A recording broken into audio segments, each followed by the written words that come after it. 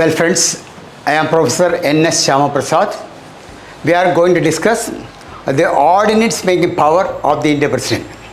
It is a very important power enjoyed by the President, and often the question is asked about the ordinance making power of the Indian President.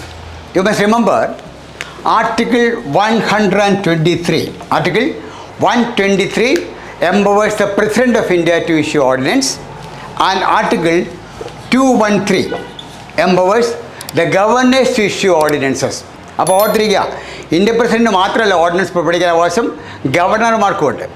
India president 123 article 123 അനുസരിച്ച് ordinance പുറപ്പെടുവിക്കുമ്പോൾ 213 തിരിച്ചിടുന്ന പോലെയാണ്. 213 അനുസരിച്ച് ഗവർണറും ordinance പുറപ്പെടുവിക്കും. സ്റ്റേറ്റിൻ്റെ കാര്യത്തിൽ governor ordinance പുറപ്പെടുവിക്കും, ഇന്ത്യയുടെ കാര്യത്തിൽ India president ordinance പുറപ്പെടുവിക്കും. ഇവർക്ക് രണ്ടുപേർക്ക് മാത്രമല്ല ഓർഡിനൻസ് പുറപ്പെടുവിക്കാൻ അവകാശം. അസംബ്ലി മന്ത്രിസഭയുള്ള യൂണിയൻ ടെറിട്ടറീസിലെ ലെഫ്റ്റനൻറ്റ് ഗവർണേഴ്സ്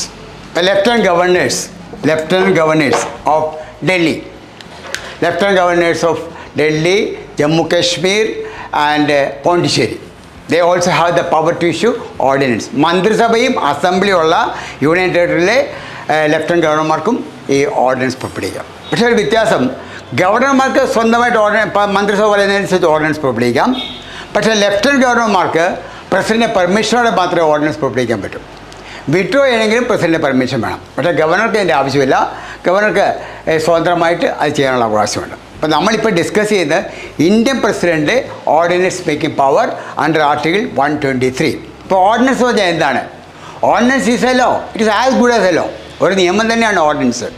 പക്ഷേ it's a law made by the executive. President എക്സിക്യൂട്ടീവാണ്. പ്രസിഡൻറ്റ് ഉണ്ടാക്കുന്ന നിയമമാണ് ഓർഡിനൻസ്. പ്രസിഡൻറ്റിനോ അല്ലെങ്കിൽ എക്സിക്യൂട്ടീവിനോ പെർമനൻ്റായ നിയമങ്ങൾ ഉണ്ടാക്കാൻ അധികാരമില്ല. തൽക്കാലത്തേക്ക് ചില നിയമങ്ങൾ ഉണ്ടാക്കാനുള്ള അധികാരമാണ് ordinance making power of the Indian president. എന്താ വെച്ചാൽ വളരെ അർജൻറ്റായിട്ട് നമുക്കൊരു നിയമം വേണം, വെരി അർജൻറ്റ്. പക്ഷേ പാർലമെൻറ്റ് വിളിച്ചു കൂട്ടി പാസ്സാക്കി എടുക്കണമെങ്കിൽ ഒരുപാട് സമയമെടുക്കും. അങ്ങനെയാണെങ്കിൽ പിന്നെ എളുപ്പം എന്താണ്? ഓർഡിനൻസ് പുറപ്പെടുവിക്കുക. Ordinance is as good as a law. അത് കഴിഞ്ഞാൽ ordinance should be replaced by a law.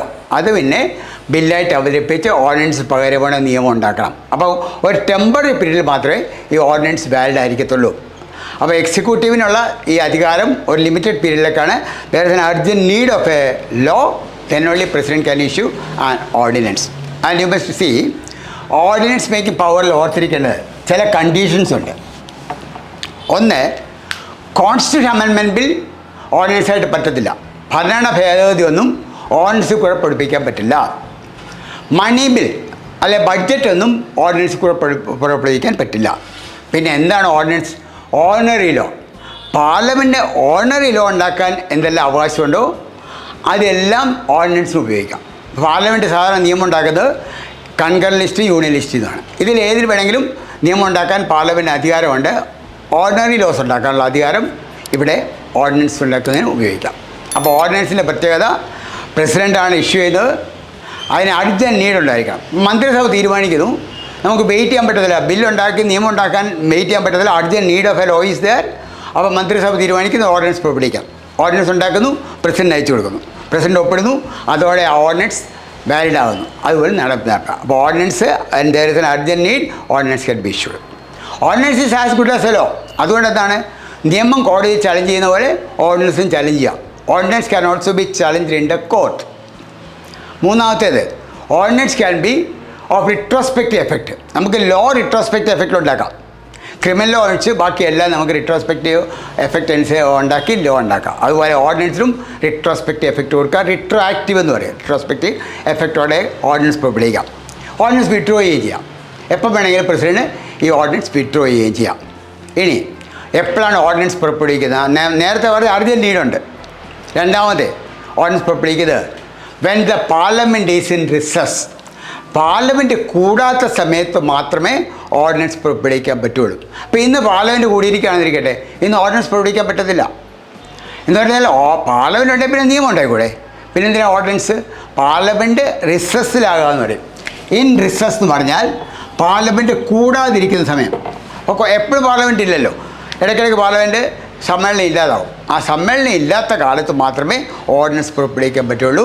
എന്ന് പറഞ്ഞാൽ സമ്മേളനം ഇല്ലാത്തപ്പോൾ നിയമം ഉണ്ടാക്കാൻ പറ്റത്തില്ല. അതുകൊണ്ട് ഓർഡിനൻസ് പുറപ്പെടുവിക്കാം. അതേസമയത്ത് ലോക്സഭ പിരിച്ചുവിട്ടിരിക്കുകയാണെങ്കിൽ ഓർഡിനൻസ് പുറപ്പെടുവിക്കാൻ പറ്റത്തില്ല.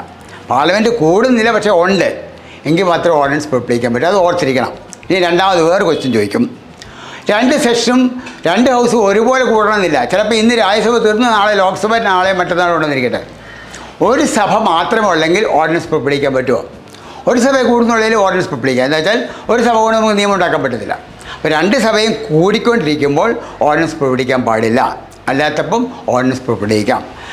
പാർലമെൻറ്റ് റിസസിലായിരിക്കുമ്പോഴാണ് അതിന് പറയുന്നത് ലോക്സഭ പിരിച്ചുവിട്ടിരിക്കുമ്പോൾ ഓർഡിനൻസ് പുറപ്പെടുവിക്കാൻ പറ്റത്തില്ല. അർജൻറ്റ് നീഡുണ്ടെങ്കിലും മറ്റേ ഓർഡിനൻസ് പുറപ്പെടുവിക്കാവൂ. അപ്പോൾ ഓർഡിനൻസ് എങ്ങനെ പുറപ്പെടുവിച്ചാൽ it has effect of a law. ഇനി അതിൻ്റെ പ്രത്യേകത എന്താണ്? ഒരു ഓർഡിനൻസ് പുറപ്പെടുവിക്കുന്നത് സഭയില്ലാത്തപ്പോഴാണ്. പിന്നെ സഭ കൂടിക്കഴിഞ്ഞാൽ 6 ആഴ്ചക്കകം with next 6 weeks the ordinance should be replaced by a law. അപ്പോൾ ജനുവരി 1 ഓർഡിനൻസ് പുറപ്പെടുവിച്ചു. അല്ല, ഡിസംബറിൽ ഓർഡിനൻസ് പുറപ്പെടുവിച്ചു. ജനുവരി 1 പാർലമെൻറ്റ് കൂടുന്നു. ജനുവരി 1 പാർലമെൻറ്റ് കൂടിയാൽ 6 ആഴ്ച, ഫെബ്രുവരി പകുതി ആകുമ്പോഴത്തേക്ക് ordinance should be replaced by a law. 6 ആഴ്ചക്കകം റീപ്ലേസ് ചെയ്തില്ലെങ്കിൽ ഓർഡിനൻസ് ബിക്കം ഇൻവാലിഡ്.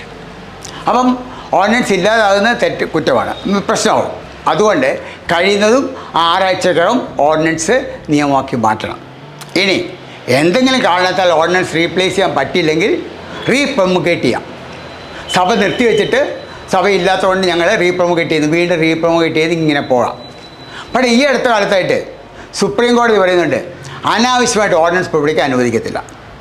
അന്യായമായിട്ട് എന്തിനാണ് ഓർഡിനൻസ്? നിങ്ങൾക്ക് അറിയാമല്ലോ നിയമം ഉണ്ടാക്കണം, നിയമം ഉണ്ടാക്കിയാൽ മതി. അതുപോലെ ഓർഡിനൻസ് പുറപ്പെടുവിച്ചാൽ കഴിയുന്നതും in the next session should be replace by a law. Supreme കോടതി ഈസ് വെരി പർട്ടിക്കുലർ. വളരെ പ്രധാനപ്പെട്ട ഒരു കേസ് ഉണ്ടായിരുന്നു, വാത്വ കേസ് എന്ന് പറയും സുപ്രീം കോടതിയിൽ. വാത്വ വേഴ്സസ് സ്റ്റേറ്റ് ഓഫ് ബീഹാർ. അവിടുത്തെ ഗവൺമെൻറ് 256 ഓർഡിനൻസ് ഒക്കെയാണ് 14 കൊല്ലം കൊണ്ട് പുറപ്പെടുവിച്ചത്. കോടതി അതിനെ എതിർത്തു. കോടതി പറയുന്നത് അൺനെസറി ആയിട്ട് ഇനി ഓർഡിനൻസ് പുറപ്പെടുവിച്ചാൽ അടുത്ത സെഷനകത്ത് അത് പാസ്സാക്കിയിരിക്കണം. Court is very particular. ഇപ്പോൾ എമർജൻസി കാലത്ത് ഓർഡിനൻസ് രാജ്യമായിരുന്നു, ഓർഡിനൻസ് കൊണ്ടാണ് ഭരണം കൂടെ നടത്തി. ഇപ്പോൾ അത് പറ്റത്തില്ല. Ordinance should be as early as possible replace by law. അപ്പോൾ ടൈം ലിമിറ്റ് കൊടുക്കുന്നത് ആ പുതിയ സഭ കൂടി അടുത്ത സഭ കൂടി 6 ആഴ്ചക്കാവും. അപ്പോൾ ഒരു ക്വസ്റ്റ്യൻ ചോദിക്കാം ചിലപ്പോൾ ടെക്നിക്കലായിട്ട്. ഒരു ഓർഡിനൻസ് പുറപ്പെടുവിച്ചു, അത് പാസ്സാകത്തില്ല. എത്ര നാൾ വരെ ആ ഓർഡിനൻസ് കണ്ടിന്യൂ ചെയ്യാം? Maximum period and ordinance can continue without the approval of parliament എന്ന് ചോദിക്കുകയാണെങ്കിൽ, പാർലമെൻറ്റ് ഇന്ന് നിന്നു എന്നിരിക്കട്ടെ, ഇന്നൊരു ഓർഡിനൻസ് പുറപ്പെടുവിക്കുന്നു. നമ്മുടെ റൂൾ അനുസരിച്ച് 6 മാസത്തേക്കിനി പാർലമെൻറ്റ് കൂടിയില്ലെങ്കിലും കുഴപ്പമില്ല. പാർലമെൻറ്റ് ബ്രേക്ക് 2 സെഷൻ തമ്മിലായിട്ട് മാക്സിമം ഗ്യാപ്പ് 6 മാസം വരെ ആകാം. നമ്മുടെ ഭരണഘടന പറയുന്നത് parliament should meet at least twice in a year. 2 പ്രാവശ്യം കൂടണം. 2 ഗ്യാപ്പ് 6 മാസത്തിൽ കൂടാൻ പാടില്ല. അപ്പോൾ ഇന്നൊരു സെഷൻ തീർന്നു, ഇന്ന് ഓർഡിനൻസ് പുറപ്പെടുവിക്കുന്നു. ഇനി 6 മാസത്തേക്ക് പാർലമെൻറ്റ് കൂടിയില്ലെങ്കിലും കുഴപ്പമില്ല. 6 മാസം കഴിഞ്ഞ് പാർലമെൻറ്റ് കൂടിക്കഴിഞ്ഞാൽ 6 ആഴ്ചയ്ക്ക് അത് പാസ്സാക്കണം. അപ്പം ordinance can be in force without the approval of parliament for a maximum period of 6 months and 6 weeks. 6 മാസവും 6 ആഴ്ചയും, അതായത് 7.5 മാസം. ഓർത്തിരിക്കുക. If you are asked a question an ordinance can be in force without the approval of parliament for a maximum period of 7.5 months. അതങ്ങനെ ടെക്നിക്കലായിട്ട് ചോദിക്കുകയാണെങ്കിൽ ഓർത്തിരിക്കുക. അടുത്ത സെഷനിൽ 6 ആഴ്ചയ്ക്ക് അത് പാസ്സാക്കണം. വേണമെങ്കിൽ റീപ്രൊമുഗേറ്റ് ചെയ്യാവുന്നതാണ്, റീട്രോസ്പെക്റ്റ് എഫക്റ്റ് കൊടുക്കാവുന്നതാണ്. ഇനി പാർലമെൻറ്റ് വേറെ അധികാരമുണ്ട്. ഗവൺമെൻറ് ഓർഡിനൻസ് പുറപ്പെടുവിച്ചു, അടുത്ത സെഷനിൽ പാർലമെൻറ്റ് പറയുകയാണ് ഈ ഓർഡിനൻസ് വേണ്ട. 2 ഹൗസും റെസൊല്യൂഷൻ പറയുകയാണ് ഈ ഓർഡിനൻസ് വേണ്ട എന്ന് പറഞ്ഞാൽ ഓർഡിനൻസ് ഇൻവാലിഡ് ആവും. അപ്പോൾ ഇന്ന് നമ്മുടെ പ്രസിഡൻറ്റ് ഓർഡിനൻസ് പുറപ്പെടുവിച്ചു, പാർലമെൻറ്റ് കൂടുന്നു, 2 ദിവസം പറയുകയാണ് ഈ ഓർഡിനൻസിൻ്റെ ആവശ്യമില്ല എന്ന് പറഞ്ഞാൽ ആ ഓർഡിനൻസ് വോയിഡാകും, ഇല്ലാതാകും. ഇനി ഒരു ക്വസ്റ്റ്യൻ ചോദിക്കാം. ഒരു ഓർഡിനൻസ് 1 കൊല്ലം ഉണ്ടായിരുന്നു. 1 കൊല്ലം ആ ഓർഡിനൻസിനെ ബേസ് ചെയ്ത് കുറേ കാര്യങ്ങൾ ചെയ്തു. അത് കഴിയുമ്പോഴാണ് ഓർഡിനൻസ് വേണ്ടാന്ന് വയ്ക്കുന്നത്. അപ്പോൾ കുറേ കാര്യങ്ങൾ ചെയ്തല്ലോ, അതിനെന്ത് സംഭവിക്കും? ചെയ്ത കാര്യങ്ങളൊന്നും ഇല്ലാതാക്കാൻ പറ്റത്തില്ല. ചെയ്തതൊക്കെ വാലിഡാണ്. അൺഡു ചെയ്യാൻ പറ്റാത്തതുകൊണ്ട് ആ ഓർഡിനൻസ് വാലിഡായിരുന്ന കാലം ചെയ്തതെല്ലാം വാലിഡായിരിക്കും. ഇനി മുതൽ ഒന്നും ചെയ്യാൻ പാടില്ലെന്ന് മാത്രമേ ഉള്ളൂ. അതും ഓർത്തിരിക്കേണ്ടതാണ്. If ordinance is withdrawn, everything done on the basis of the ordinance till that time will be valid. We cannot undo this. ഇനി മറ്റൊരു കാര്യം ഓർത്തിരിക്കേണ്ടത്, ഈ ഓർഡിനൻസ് പുറപ്പെടുവിക്കുക ഇന്ത്യൻ പ്രസിഡൻറ്റ് അല്ലെങ്കിൽ ഗവർണേഴ്സൊക്കെയാണ്. വിഡ്രോ ചെയ്യാനുള്ള അവകാശമുണ്ട് ഇന്ത്യൻ പ്രസിഡൻറ്റിന്. ഇതെല്ലാം മന്ത്രിസഭ തീരുമാനം അനുസരിച്ചാണ്, മന്ത്രിസഭയുടെ തീരുമാനം അനുസരിച്ചാണ് ഇത് ചെയ്യുന്നത്. സ്വന്തമായിട്ടൊരു തീരുമാനം എടുക്കാൻ പറ്റത്തില്ല. മന്ത്രിസഭ തീരുമാനിക്കും, അതനുസരിച്ച് പ്രസിഡൻറ്റ് ഓർഡർ ഇടുന്നു. അപ്പം ഇങ്ങനെ ഓർഡിനൻസ് പുറപ്പെടുവിച്ച് റീപ്ലേസ്, ലോ ആയിട്ട് റീപ്ലേസ് ചെയ്യുമ്പം മന്ത്രിമാർ പറയണം എന്തുകൊണ്ടാണ് ഓർഡിനൻസ് പുറപ്പെടുവിച്ച്, വാട്ട് വാസ് ദി അർജൻസി. ചില കാര്യങ്ങൾ നടപ്പിലാക്കണമെങ്കിൽ ഓർഡിനൻസ് പുറപ്പെടുവിച്ചേ പറ്റുള്ളൂ. ഇപ്പോൾ ഉദാഹരണത്തിന് കേരളത്തിലെ ഒരു ഓർഡിനൻസ് പുറപ്പെടുവിക്കാൻ പോകും. കേരളത്തിൽ ഒരു നിയമം ഉണ്ടാക്കാൻ പോകും. നമ്മുടെ സിറ്റിയിൽ ഒരാൾക്ക് 100 സെൻറ്റ്, ഒരേക്കറിൽ കൂടുതൽ സ്ഥലമുണ്ടെങ്കിൽ ഗവൺമെൻറ് ഏറ്റെടുക്കാൻ തീരുമാനിക്കുന്നു. എക്സാമ്പിൾ പറയുന്നുള്ളൂ. ഒരേക്കറിൽ കൂടുതൽ സ്ഥലമുണ്ടെങ്കിൽ തിരുവനന്തപുരം സിറ്റിയിൽ അത് ഗവൺമെൻറ് ഏറ്റെടുക്കാൻ തീരുമാനിക്കുന്നു. ഒന്ന് ഓർഡിനൻസ് പുറപ്പെടുവിക്കാം, അല്ലെങ്കിൽ നിയമം ഉണ്ടാക്കാം. നിയമം ഉണ്ടാക്കുക ഓർഡിനൻസിൽ ഏതായിരിക്കും നല്ലത്? ഓർഡിനൻസ് പുറപ്പെടുവിക്കുക നല്ലത്. എന്താ വെച്ചാൽ ഓർഡിനൻസ് പുറപ്പെടുവിച്ചാൽ ഇന്ന് രാത്രി ഓർഡിനൻസ് പുറപ്പെടുവിക്കുന്നത് ഇന്നു വരെ വാലിഡാണ്. നാളെ മുതൽ ഗവൺമെൻറ് അതിന് നടപടി എടുക്കാം. പക്ഷേ നിയമം ഉണ്ടാക്കാൻ പോയാലോ അതിന് ഉദ്ദേശ ലക്ഷ്യങ്ങളൊന്നും നടക്കത്തില്ല. എന്ന് വെച്ചാൽ തിരുവനന്തപുരത്ത് ഒരേക്കർ കൂടുതൽ സ്ഥലമുണ്ടെങ്കിൽ ഗവൺമെൻറ് ഏറ്റെടുക്കുന്നൊരു ബില്ല് അവതരിപ്പിച്ചാൽ ജനങ്ങളെല്ലാം അറിയും. അത് ബില്ല് പാസ്സായി എടുക്കാൻ 3, 4, 5, 6 മാസം എടുക്കും. അതിനകം എന്ത് ചെയ്യും? ഒരേക്കർ കൂടുതൽ സ്ഥലമുള്ളവരെല്ലാം ബാക്കിയെല്ലാം വിൽക്കും, അതല്ലെങ്കിൽ പാർട്ടീഷൻ നടത്തും. ബില്ല് നിയമമാകുമ്പോൾ ഒരാൾക്ക് ഒരേക്കർ കൂടുതൽ സ്ഥലം കാണത്തില്ല. അപ്പോൾ ഈ ബില്ല് എഫക്റ്റീവ് ആകത്തില്ല. അതുകൊണ്ടാണ് അർജൻറ്റ് നീഡുണ്ടെങ്കിൽ ഓർഡിനൻസ് പുറപ്പെടുവിക്കാൻ പറ്റുള്ളൂ. ഇപ്പോൾ ഈ കൊല്ലം ഒരു യൂണിവേഴ്സിറ്റി തുടങ്ങാൻ തീരുമാനിക്കുകയാണ്. ബില്ല് അവതരിപ്പിച്ച് പാസ്സാക്കി എടുക്കണമെങ്കിൽ 6 മാസം എടുക്കും. പക്ഷേ ഇന്ന് തന്നെ തുടങ്ങണം. ഇന്നൊരു ഓർഡിനൻസ് പുറപ്പെടുവിക്കുക. On the base of that you can start a university. അപ്പോൾ അർജൻറ്റ് നീഡുള്ളപ്പം പ്രസിഡൻറ്റിന് ഒരു സ്പെഷ്യൽ പവർ കൊടുത്തിരിക്കുകയാണ്, ordinance making power. Ordinance is as good as a law. പക്ഷേ ഉള്ള പ്രശ്നം എന്താണെന്ന് വെച്ചാൽ it should be replaced by a law as early as possible. ഏതായാലും അടുത്ത സഭ കൂടി 6 ആഴ്ചക്കകം ദാറ്റ് ഷുഡ് ബി റീപ്ലേസ്ഡ്, അല്ലെങ്കിൽ ആ ഓർഡിനൻസ് ഇല്ലാതാവും. ഇനി അൺഫോർച്ചുനേറ്റ്ലി ഈ ഓർഡിനൻസ് റീപ്ലേസ് ചെയ്ത് ലോ ആക്കാൻ പറ്റിയില്ലെങ്കിൽ സഭ കൂടിയിരിക്കുകയാണെങ്കിൽ സഭ നിർത്തിവെച്ചിട്ട് വേണം റീപ്രൊമഗേറ്റ് ചെയ്യാൻ പറ്റുള്ളൂ. എന്ന് വെച്ചാൽ സഭയുള്ളപ്പോൾ റീപ്രൊമഗേറ്റ് ചെയ്യാൻ പറ്റത്തില്ല. അപ്പോൾ സഭ ഇന്ന് നിർത്തിവെച്ചിട്ട് രാത്രി റീപ്രൊമഗേറ്റ് ചെയ്യുക, പിന്നെ സഭ കൂടാം. അപ്പം സഭ ഉള്ളപ്പം ഈ കൂടാൻ പറ്റത്തില്ല, ഓർഡിനൻസ് പുറപ്പെടുവിക്കാൻ പറ്റില്ല. അതുപോലെ ഒരു ഹൗസ് കൂടുന്നുണ്ടെങ്കിൽ ഓർഡിനൻസ് പുറപ്പെടുവിക്കുക. എന്ന് വെച്ചാൽ ഒരു ഹൗസ് കൊണ്ട് നമുക്ക് നിയമം ഉണ്ടാക്കാൻ പറ്റത്തില്ല. അതുപോലെ ഓർത്തിരിക്കുക, ലോക്സഭ പിരിച്ചുവിട്ടിരിക്കുന്ന സമയത്താണെങ്കിൽ ഓർഡിനൻസ് പുറപ്പെടുവിക്കാൻ പറ്റില്ല. എന്താ വെച്ചാൽ ഭരണഘടന പറയുന്നത് ഇൻ റിസസ്, സഭ കൂടാത്ത സമയത്ത് മാത്രമേ ഓർഡിനൻസ് പുറപ്പെടുവിക്കാൻ പറ്റുള്ളൂ. അതുപോലെ മണി ബിൽ ഓർഡിനൻസ് ആയിട്ട് ഇറക്കാൻ പറ്റില്ല. ഭരണഘടന ഇപ്പോൾ ഉദാഹരണത്തിന് ഇന്ത്യൻ പ്രസിഡന്റ് ടെന്യൂർ 6 കൊല്ലം 5 കൊല്ലമാണ്. അത് ഓർഡിനൻസ് കൂടെ 6 കൊല്ലം ആക്കാൻ പറ്റത്തില്ല, അല്ലെങ്കിൽ ഓർഡിനൻസ് കൂടെ 4 കൊല്ലം ആക്കാൻ പറ്റത്തില്ല. ഭരണഘടന ഭേദഗതി എന്ന് പറഞ്ഞാൽ അത് പ്രത്യേക ബില്ല് അവതരിപ്പിച്ച് 2/3 മെജോറിറ്റിയോടെ പാസ്സാക്കിയാലേ നടപ്പിലാക്കാൻ പറ്റും. ഇപ്പോൾ ഇന്ദിരാഗാന്ധി ബാങ്ക് നാഷണലൈസ് ചെയ്തു. ഇന്ദിരാഗാന്ധിയുടെ കാലത്ത് 69 14 ബാങ്ക് നാഷണലൈസ് ചെയ്തു. അത് കഴിഞ്ഞ് പിന്നീട് 6 ബാങ്കുകൂടെ നാഷണലൈസ് ചെയ്തു.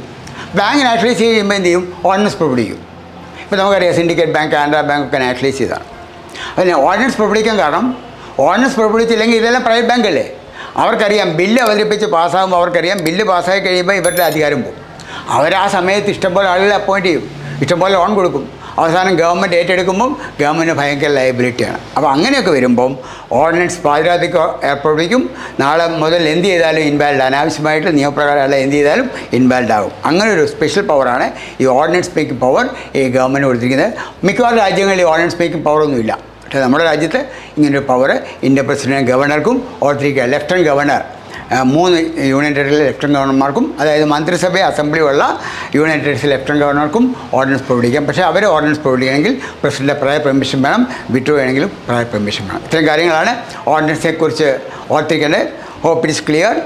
എന്തെങ്കിലും ഡൗട്ട് ഉണ്ടെങ്കിൽ നിങ്ങൾ കമൻറ്റ് ബോക്സിൽ എഴുതുക, അല്ലെങ്കിൽ ഞാൻ എൻ്റെ ഫോൺ നമ്പർ തരുന്നുണ്ട്, അതിൽ ചോദിച്ചാൽ ആൻസർ പറയാം. ഈ ക്ലാസ് ഇഷ്ടപ്പെട്ടെങ്കിൽ ലൈക്ക് ചെയ്യുക, സബ്സ്ക്രൈബ് ചെയ്യുക, ഷെയർ ചെയ്യുക. എന്തെങ്കിലും ഡൗട്ട് ഉണ്ടെങ്കിൽ അടുത്ത ക്ലാസ്സിൽ നമുക്ക് ഡിസ്കസ് ചെയ്യുകയും ചെയ്യാം. എന്തെങ്കിലും ക്വസ്റ്റ്യൻ ഡൗട്ട്സ് ഉണ്ടെങ്കിൽ അയച്ചു തന്നാൽ അടുത്ത ക്ലാസ്സിൽ നമുക്ക് ഡിസ്കസ് ചെയ്യാം. ഇന്ന് ഈ ക്ലാസ്സിൽ തൽക്കാലം we are winding up. Thank you very much. Okay.